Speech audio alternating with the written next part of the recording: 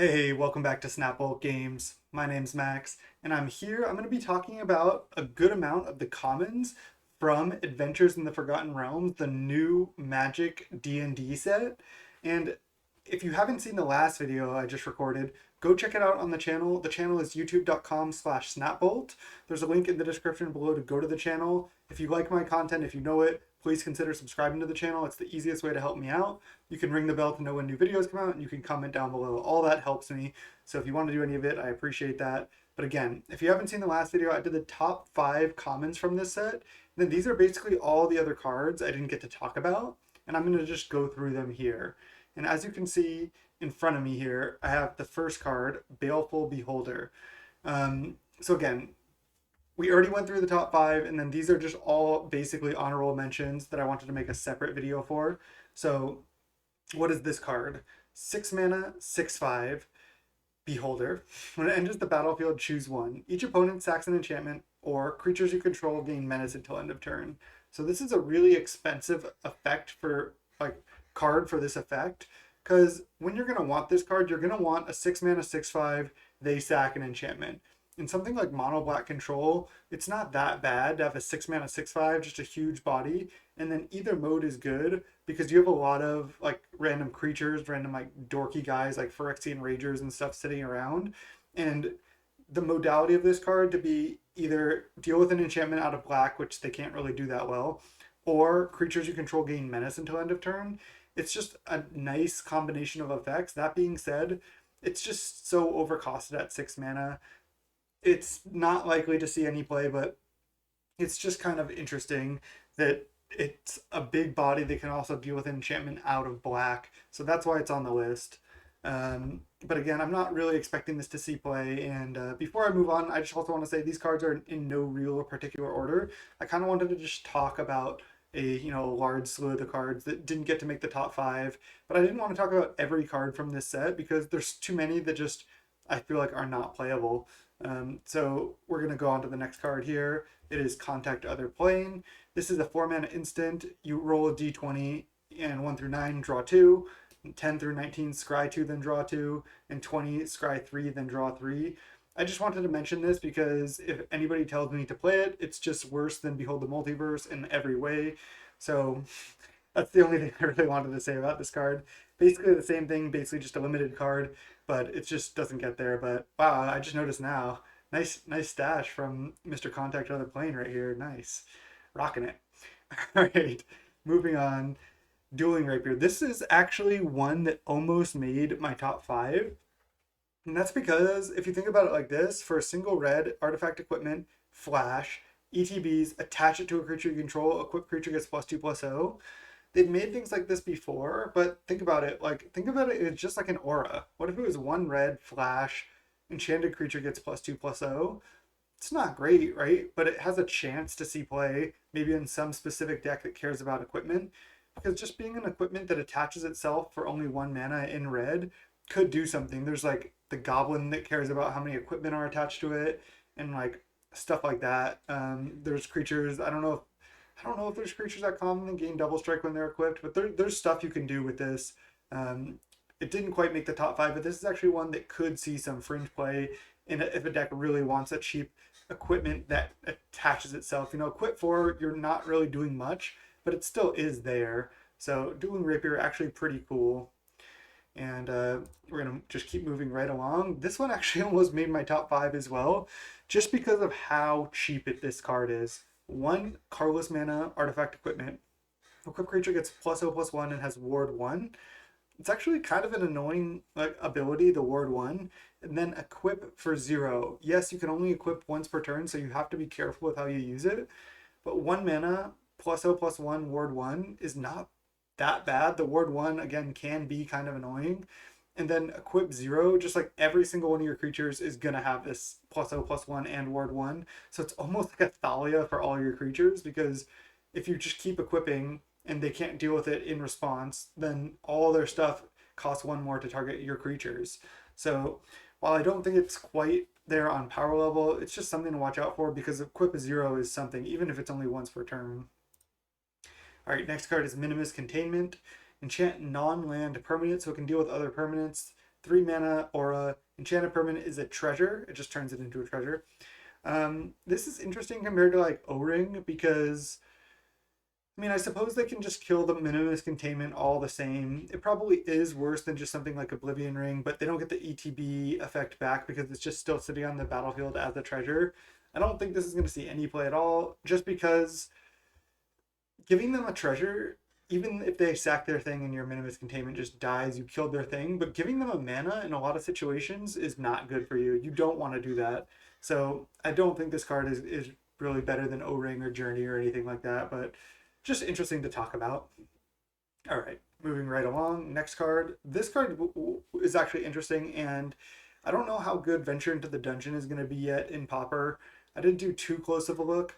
I don't think there's enough Venture into the Dungeons that are playable that you could actually have a Venture into the Dungeon deck that would be good. But if there is, this could do something, because 1 mana, you get a lot for 1 mana.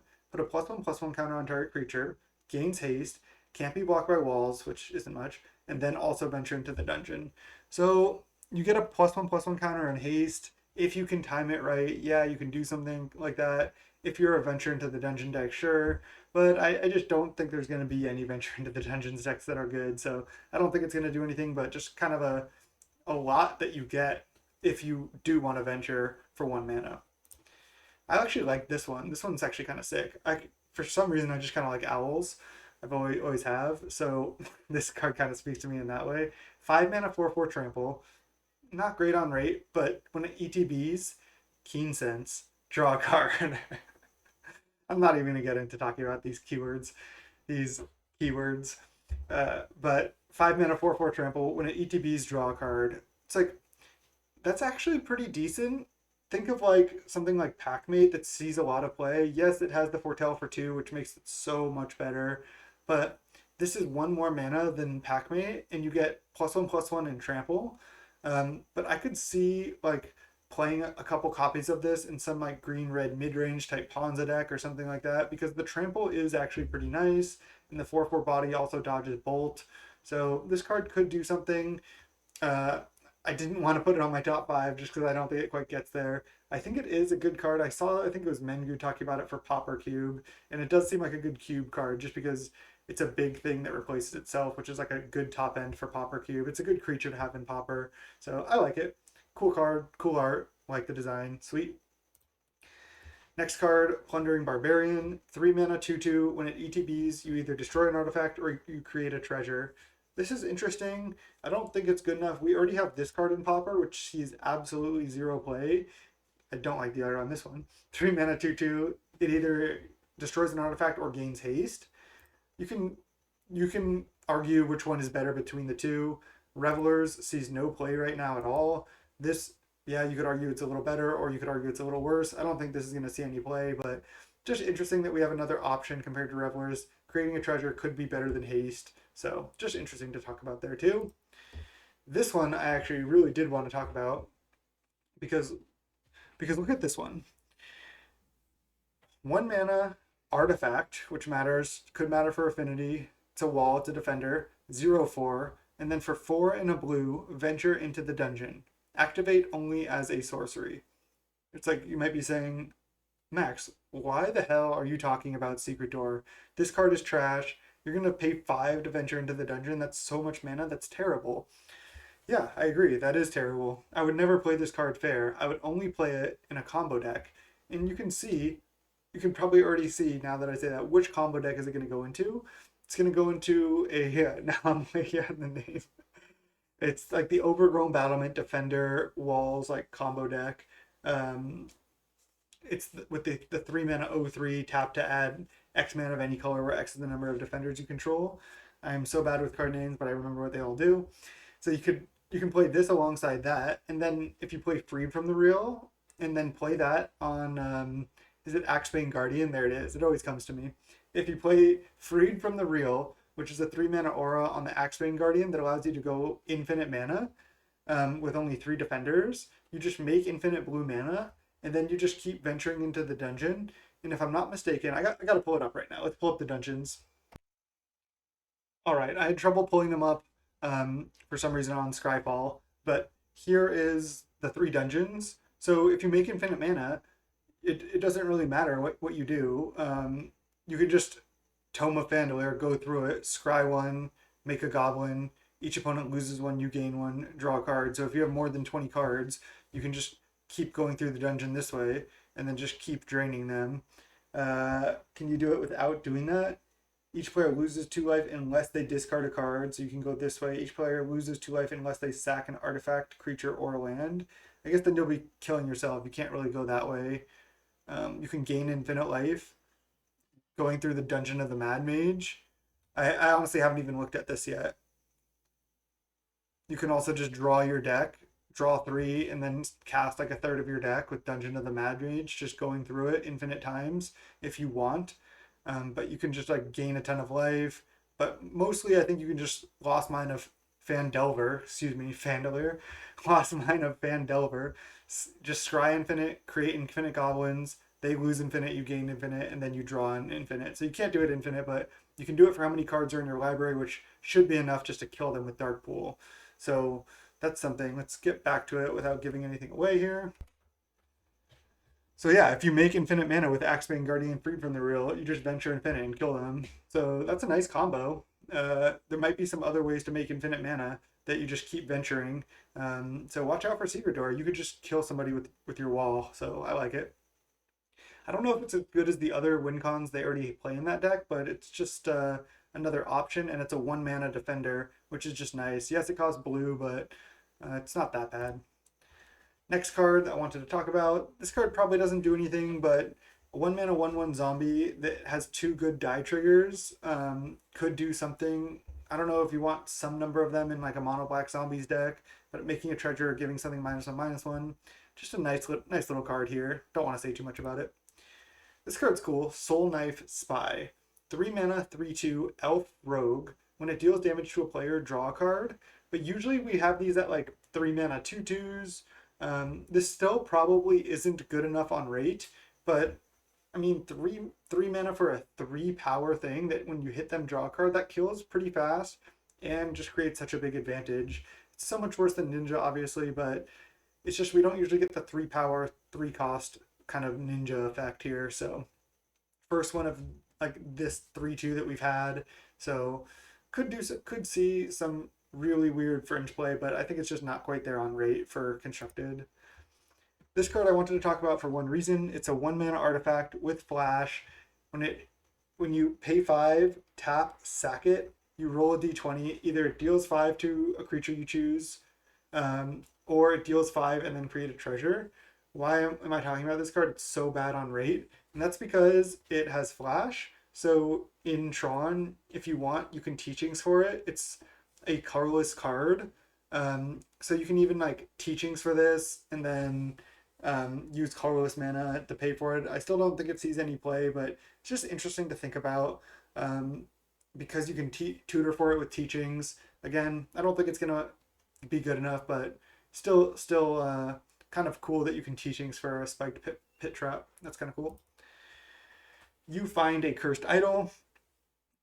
This one, wow, actually, when I read this card the first time, I was almost not going to talk about it because for some reason, I got lost in all this text. It looked kind of cluttered. I didn't see that it said destroy target artifact.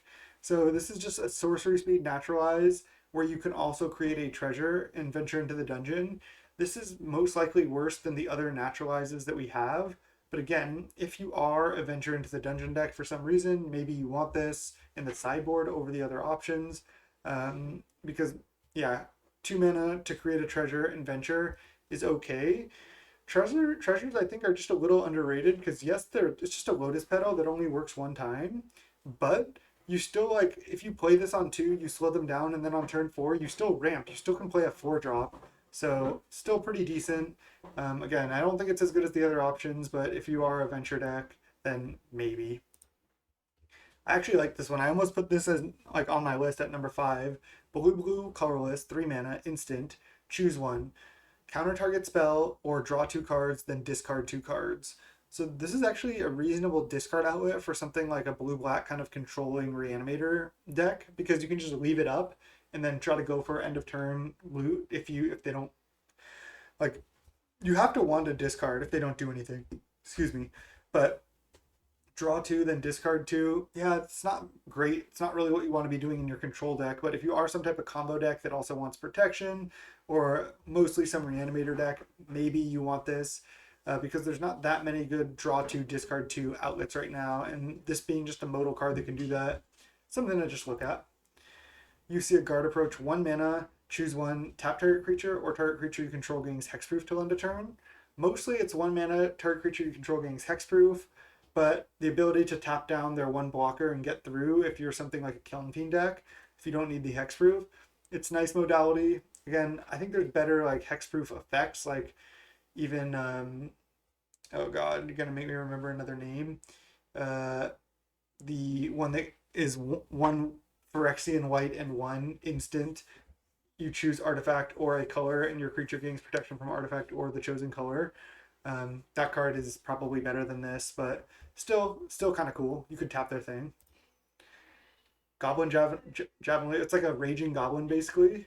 Javelineer, if I can say it. 1 mana, 1/1 haste. When it becomes blocked, it deals 1 damage to the creature blocking it. It looks pretty like unassuming, but a 1 mana, 1/1 haste that you can't even block it with 2 toughness things or it trades for it. It's just like a slightly upgraded raging goblin. Probably doesn't make the cut, but that's you could play it in like a mono red goblins deck or something. All right, and that's all the cards from Adventures in the Forgotten Realm I wanted to talk about. Gonna keep this video relatively short here. Let me know if there's anything that I missed entirely, but again, if you haven't watched it, you got to go to the channel and look at the top 5 commons, because obviously the best cards that I think are on there. Let me know if there's anything I just completely missed on. I'm not sure if I did. I think I could easily have missed stuff, so let me know if I did. Hope you enjoyed these type of videos, and thank you so much for watching. Till next time, peace.